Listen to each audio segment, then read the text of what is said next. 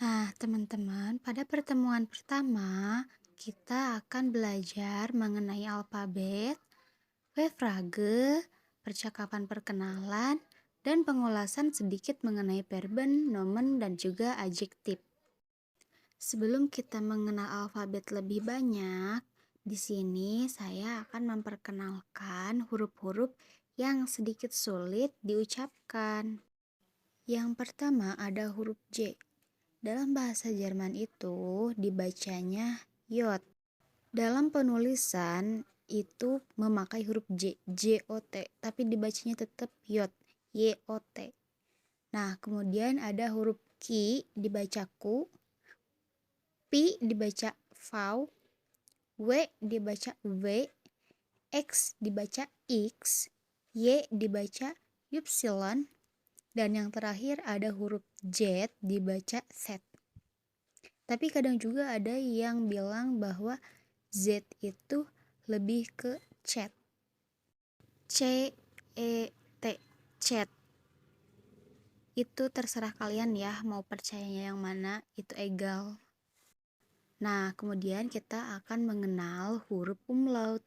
Apa itu huruf umlaut? Huruf umlaut adalah huruf-huruf yang memang gak ada dalam alfabet bahasa Indonesia, namun ada dalam bahasa Jerman, seperti A titik dua di atas itu dibacanya A umlaut, O titik dua di atas dibacanya O umlaut, U titik dua di atas dibacanya tentunya dibaca U umlaut. Nah, sedangkan yang satu ini yang kayak huruf B bergelombang gitu, itu dibacanya huruf S. Nah, dinamakan dengan huruf S cet.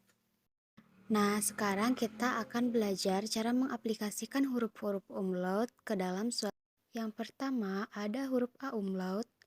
Contoh katanya A umlaut, contoh katanya ärgerlich. O umlaut, contoh katanya öffnen. U umlaut, contoh katanya über. S cet, contoh katanya schließen. Nah, perlu teman-teman ketahui bahwa S-cet ini terdiri dari dua huruf, yaitu huruf S. S-nya itu jadi ada dua gitu loh. Tapi dalam bahasa Jerman itu penulisannya disingkat, jadi huruf yang kayak B gitu. Karena sekarang teman-teman sudah tahu cara pelafalan huruf-hurufnya gimana, yuk kita bersama-sama baca alfabet A sampai Z dan juga huruf-huruf umlaut. Eins, zwei, drei. A, B, C, D, E, F, G, H, I, J, K, L, M, N, O, P, Q, R, S, T, U, V, W, X, Y, Z, E, O, U, S. Jadi karena huruf S-cet itu terdiri dari double S yang artinya SS, ada dua S-nya, jadi dibacanya S. Selanjutnya kita akan mengenali huruf-huruf yang selalu keluar dalam suatu kata ataupun suatu kalimat. Yang pertama itu ada huruf SCH. Pasti itu akan ada dalam suatu kata, contohnya dalam kata Schule. Jadi SCH ini dibaca dengan sh. Bisa nggak? Sh. Kayak ini loh, kalau misalkan lagi berisik, shh, gitu. Tapi ini, shh. Awas ya teman-teman, jangan sampai muncrat nanti itu banjir ya. Nah, selanjutnya ada huruf yang biasanya suka saling bertemu. Ada E dan I. Nah, mereka ini dibaca I. Contohnya dalam kata Hysen. Jadi kan E dan I bertemu. Nah, dibaca I. Hysen. Hysen ini bahasa Indonesianya nama ya. Kemudian ada yang selalu bertemu yaitu huruf I dan E. Dibacanya I. I. Contohnya dalam kata wien. Selanjutnya huruf yang selalu bertemu adalah huruf E dan U. Dibaca OI. Contohnya Deutsch. Kemudian ada A umlaut bertemu dengan U. Dibacanya OI. Sama ya kayak yang tadi. Contohnya Verkäufer. Coba teman-teman ikuti kata Verkäufer. Verkäufer. Nah, kemudian ada huruf H. Di sini H-nya ada yang dibaca dan ada juga yang enggak, ada yang mati, ada yang disebutin gitu. Contoh H mati dalam suatu kata yaitu wone. Wone. Jadi dalam kata wone ini H-nya jangan dibaca jadi mati aja udah. Jadi dibacanya W-O-N-E, wone. Nah, kemudian ada H yang ada suaranya, jadi dibaca gitu. Contohnya gehen. Gehen. Tapi biasanya orang-orang tuh melafalkan kata gehen itu jadi geyen. Jadi huruf Y loh. Geyen. Sekarang kita akan belajar mengenai Wefrage. Apa sih Wefrage itu?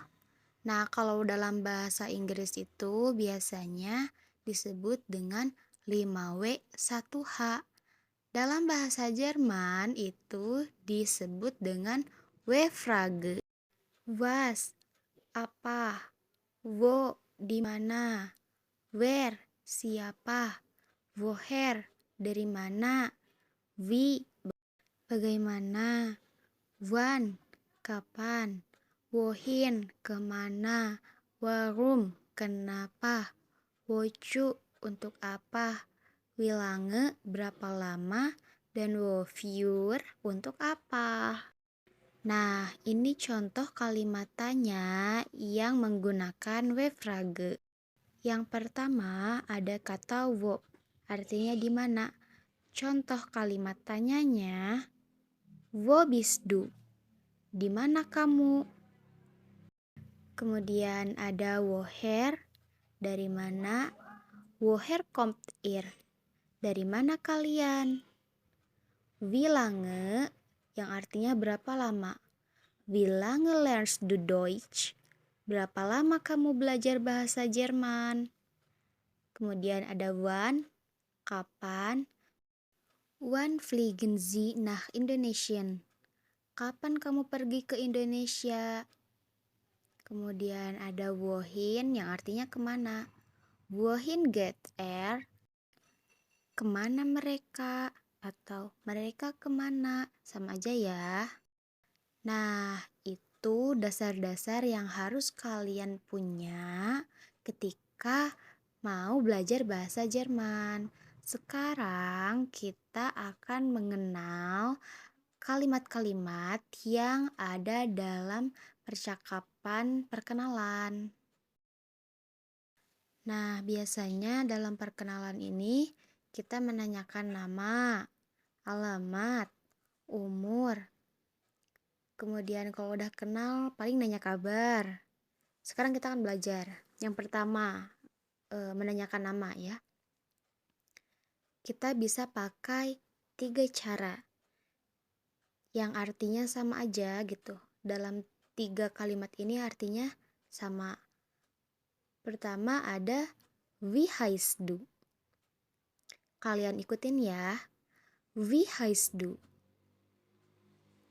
Yang kedua ada wer bist du? Wer bist du? Yang ketiga ada wie ist dein Name? Wie ist dein Name?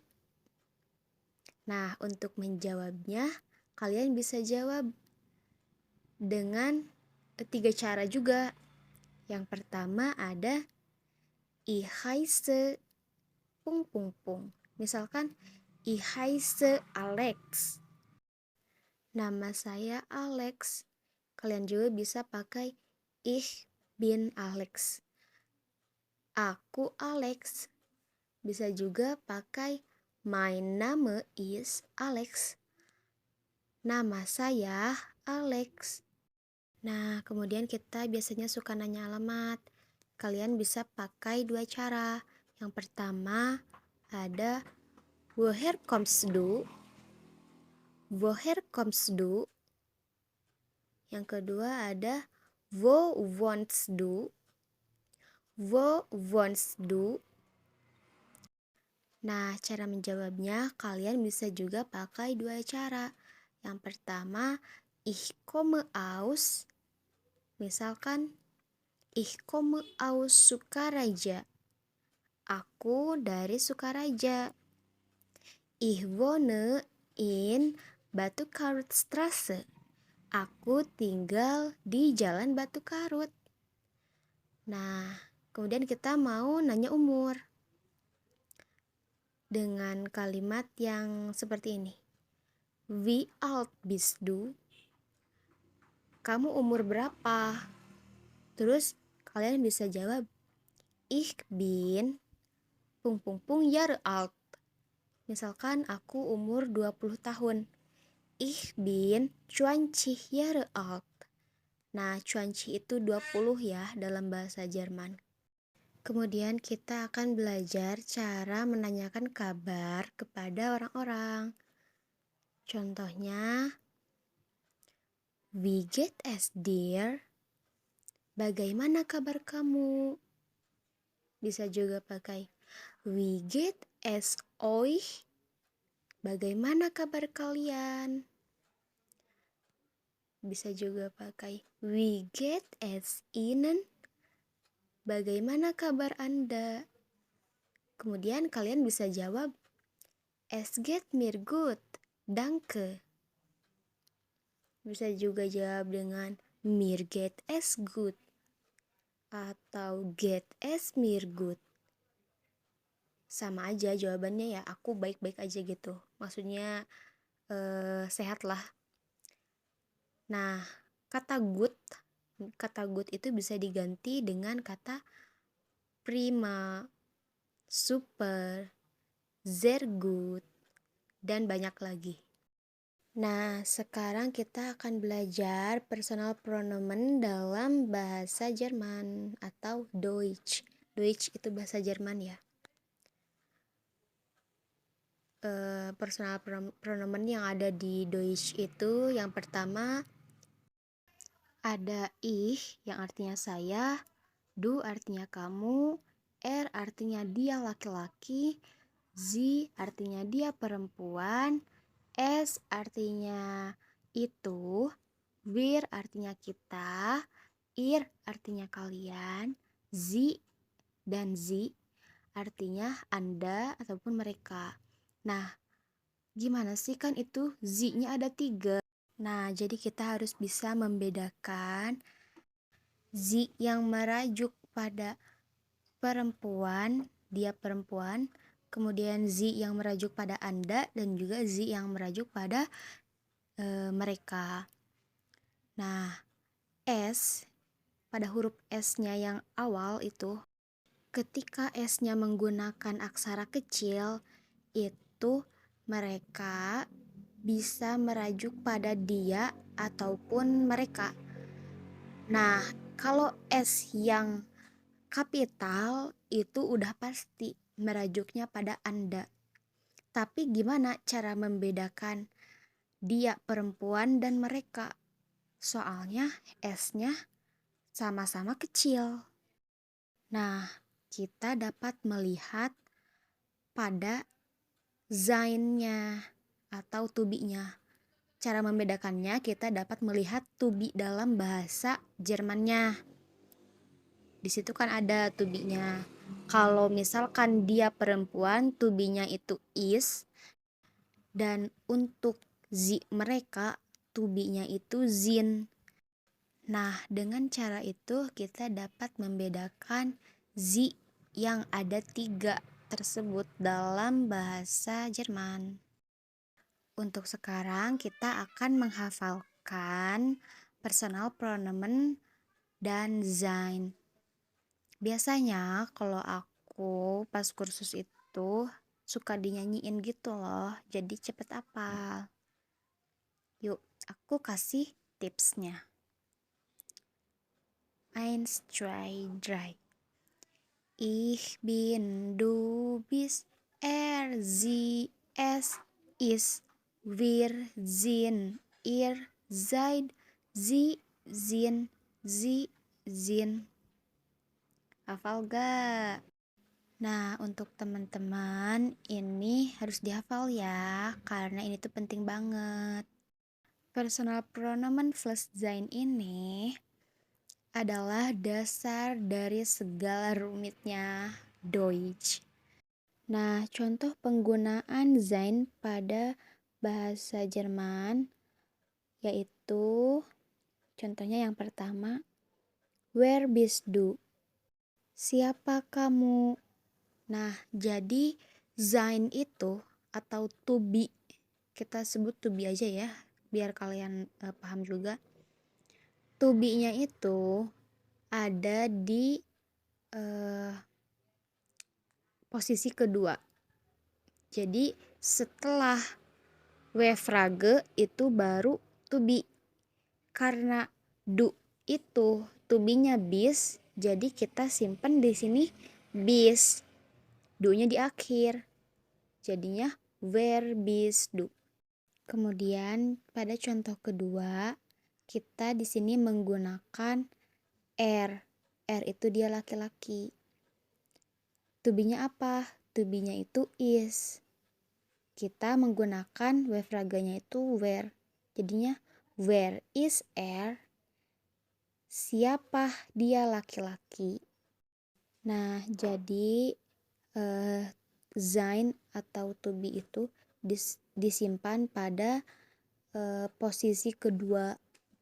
Sama juga ya yang ketiga itu karena to be-nya juga sama, si itu is, jadi nomor 3 di sini si itu merajuk pada dia perempuan. Ingat, kita harus melihat dari to be-nya untuk cara membedakan zi yang ketiga, yang ada 3 itu. Nah, kemudian kita akan mengenal verben, nomen, dan juga adjektif. Verben itu kata kerja, nomen kata benda, dan adjektif itu kata sifat. Contoh pada kata kerja. Ich lese ein Buch. Saya membaca sebuah buku. Nah, teman-teman, untuk penulisan kata kerja ini kita tidak boleh menggunakan kapital. Walaupun itu ada di akhir kalimat ataupun di tengah-tengah kalimat. Tapi gimana kalau pada awal kalimat kita menggunakan verben? Apakah boleh kita menggunakan kapital? Ya, kalau di depan banget itu boleh. Tapi kalau misalkan di tengah, di akhir, itu nggak boleh ya, harus menggunakan aksara kecil. Nah, kok di sini huruf B pada kata buh itu pakai kapital? Kan ini ada di tengah-tengah kalimat. Jadi gimana?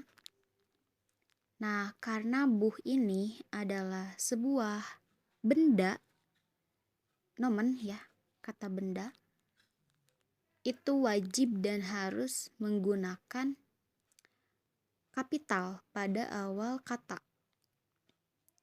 Mau di tengah, mau di depan, mau di belakang, itu pada awalnya harus menggunakan kapital.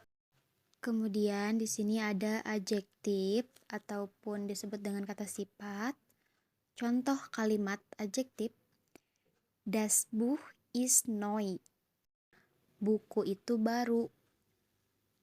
Nah, inget ya, kan di situ juga ada kata sifat neu. Neu itu sama verben. Jadi, mau di tengah, mau di awal, mau di akhir, depan katanya harus dengan aksara kecil. Tapi di situ juga kan ada nomen yang bu itu, jadi harus aksara besar pada awal katanya. Mungkin cukup segitu materi untuk pertemuan pertama. Mohon maaf bila ada kesalahan kata yang saya jelaskan pada materi kali ini.